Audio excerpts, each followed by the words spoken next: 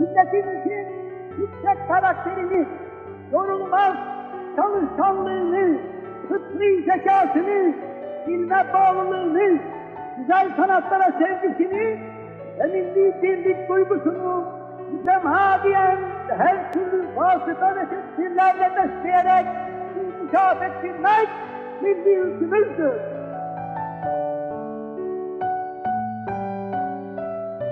Türk milletinin karakteri yüksektir.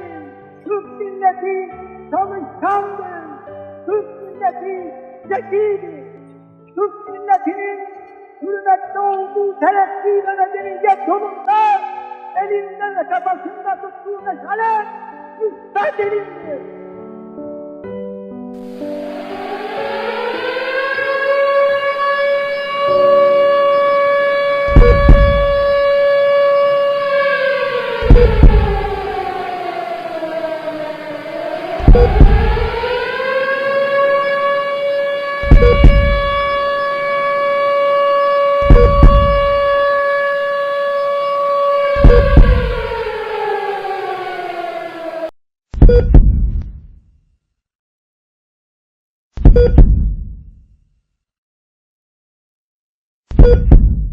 Benim naciz vücudum bir gün elbet toprak olacaktır.